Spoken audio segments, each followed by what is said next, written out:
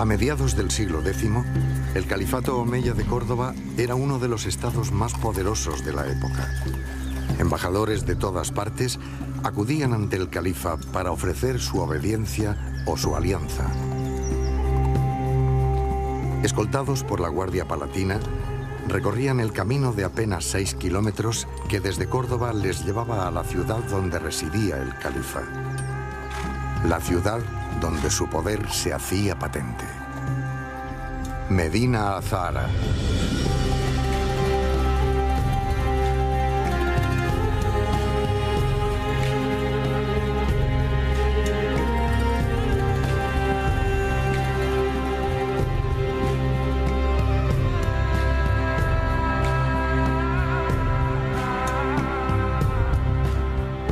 Es fácil localizar Medina Azahara a vista de pájaro.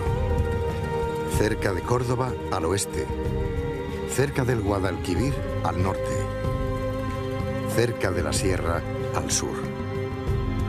Un emplazamiento exacto. Allí donde la montaña se hace valle, un enclave privilegiado sobre la llanura del río. Un lugar que nunca era de paso, sino de visita obligada. Nada dejó al azar el califa Abderramán III. Las obras, iniciadas en torno al año 936, terminaron una década después. Demasiado opulenta, en opinión de algunos, demasiado codiciable en la imaginación de muchos, la ciudad apenas sobrevivió 80 años. Construida sobre diversas terrazas, la parte más alta de Medina Azahara quedó reservada para el alcázar.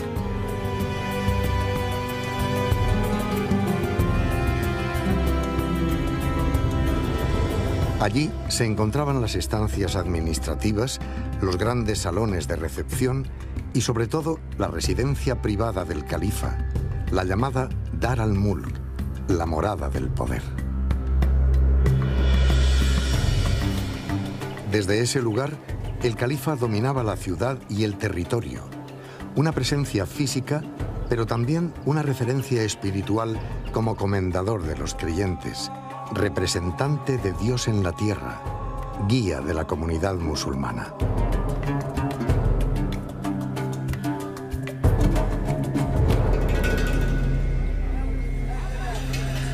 La mezquita principal, o aljama de Medina Azahara, se encontraba en el otro extremo del alcázar.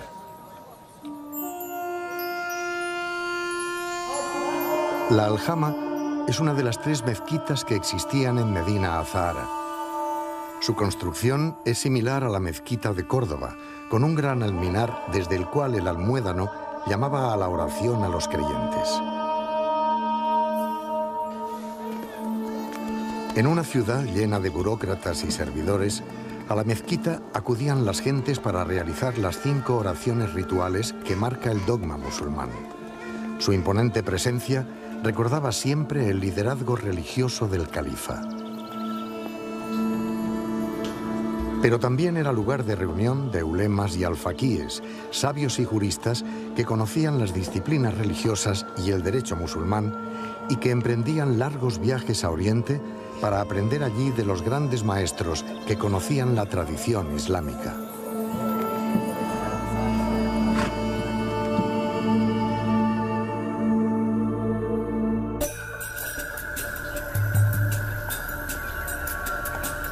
Siendo la sede central del califato, Medina Azahara estaba protegida por una potente muralla con torres.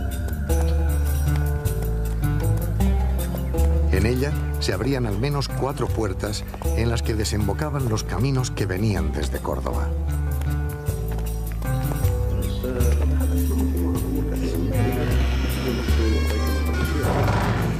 La puerta norte estaba reservada para recibir los aprovisionamientos que diariamente necesitaban los habitantes del alcázar.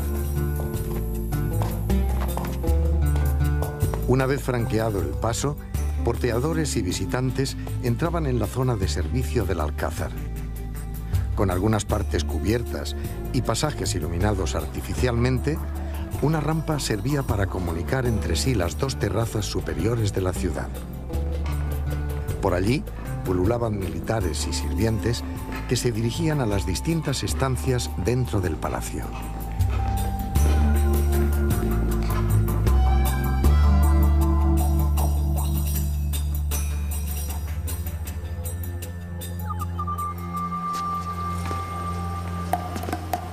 Un cuerpo de guardia, en un lugar conocido como espacio trapezoidal, se situaba en la encrucijada central del Alcázar.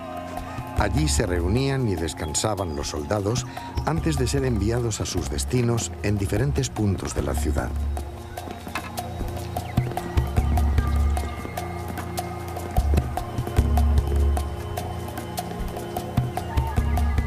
Junto a este cuerpo de guardia, una escalera también permitía salvar el desnivel entre las dos terrazas.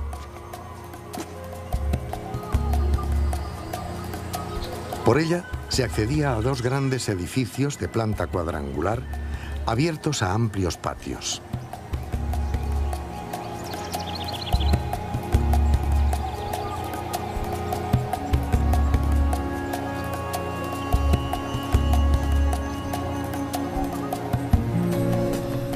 En el escalón inferior, las viviendas de servicio atendían las necesidades de los principales habitantes del Alcázar: el califa, sus mujeres, su heredero y los grandes dignatarios.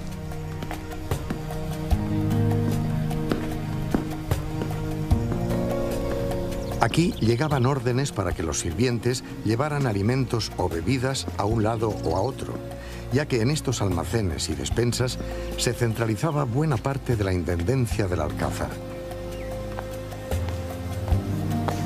Su gran horno, aún hoy perfectamente visible, preparaba las comidas que después llegaban a las mesas de los grandes personajes.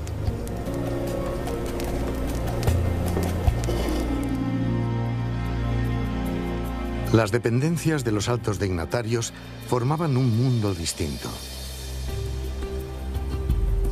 Esta es la casa de Jafar, el gran chambelán del califa Al-Hakam II.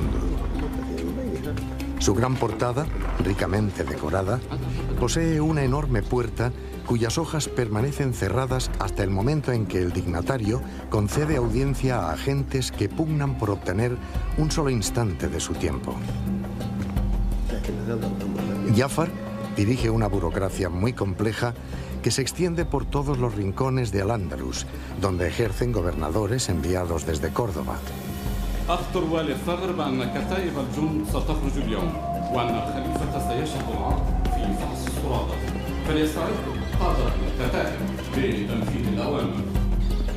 Las salas donde Jafar concede sus audiencias y despacha sus asuntos están claramente separadas de su propia residencia.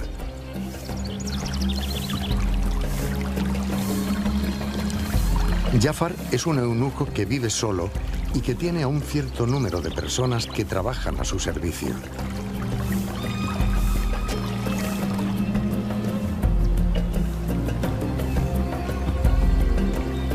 Estas gentes se mueven por distintas habitaciones que se abren a pequeños patios en los que predomina un pavimento de mármol violáceo muy extendido por otras zonas del Alcázar.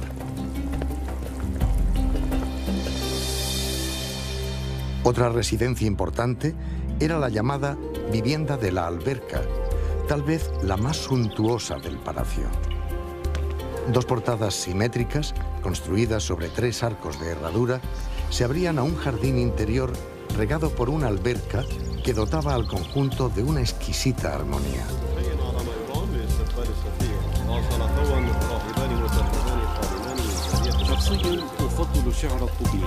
استمع إلى قوله: عرف الديار وراح غير معرج، صد الخلي يشوبه النظر الشجي، قسم الضمير على وقوف مرمض وعلى مسير للجوانح مزعج.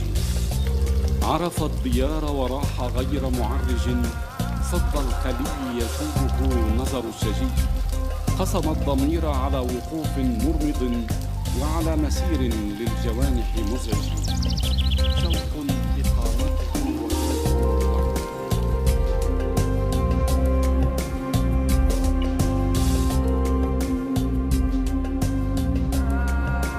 Pero el Alcázar de Medina Azahara no solo era el lugar de residencia del califa, también constituía un colosal escenario de poder.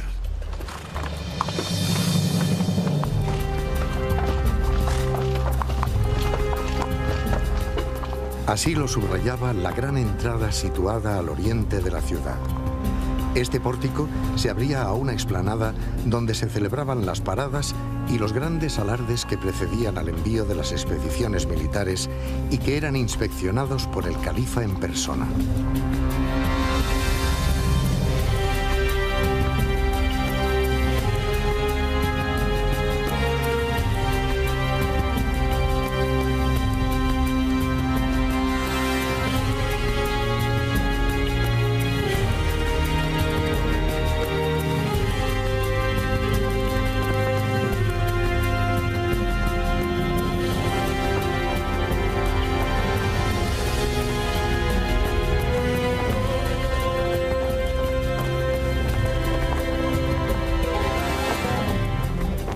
Ordenados por regimientos cuyos estandartes rivalizaban en vistosidad y sometidos a una rígida jerarquía, estos ejércitos eran despachados en expediciones dirigidas contra los reinos cristianos o el norte de África. La gran puerta oriental servía también de entrada a las embajadas, que eran siempre recibidas con grandes honores. A Medina Azahara acudían con gran frecuencia emisarios llegados desde los reinos cristianos o desde el norte de África o desde el Imperio Bizantino o el Imperio Germánico. Todo un ceremonial se disponía entonces para mostrar al embajador el aparato del poder califal.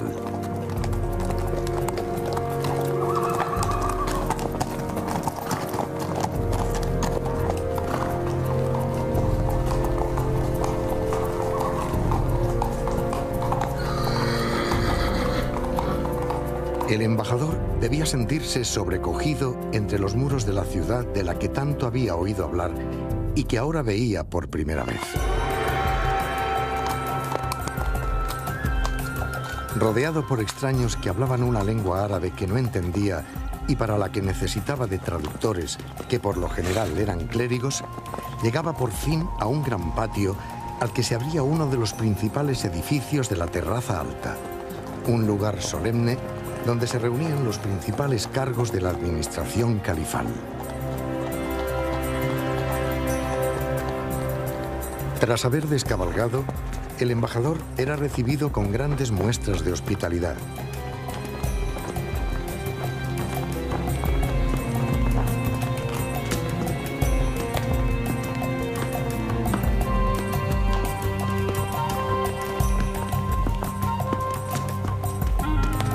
Después se le conducía por estancias de un edificio cuyas grandes proporciones daban al embajador la idea de haber llegado por fin al lugar donde le recibiría el califa.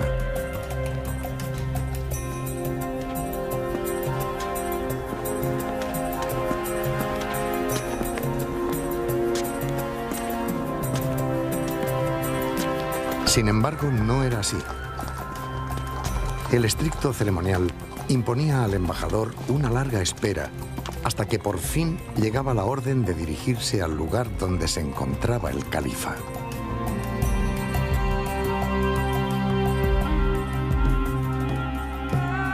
La extraordinaria terraza áulica, donde se celebraban las grandes audiencias y las grandes recepciones.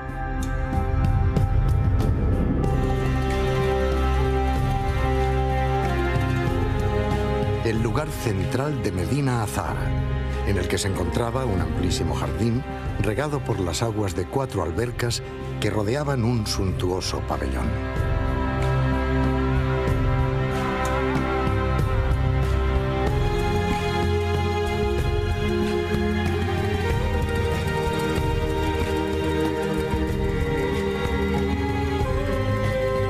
En esta terraza, el embajador era invitado entonces a dirigirse al edificio donde el califa se manifestaba con toda su majestad, el Salón Rico.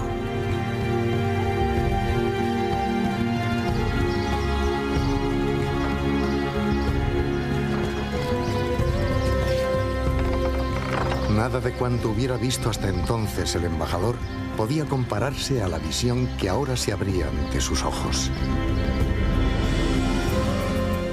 Solo entonces, después de un largo y fatigoso viaje, de haber obtenido permiso para dirigirse a Medina Azahara, de haber entrado en la ciudad palatina sintiéndose confundido y admirado, solo entonces, entre columnas y capiteles exquisitamente labrados, entre arcos que alternaban rojo y blanco, entre decoraciones vegetales todas aparentemente iguales, todas diferentes, solo entonces el embajador se encontraba finalmente cara a cara con el señor de aquel lugar, con el personaje cuyo nombre proclamaban almuédanos desde cientos de alminares, con el califa omeya de Al-Ándalus.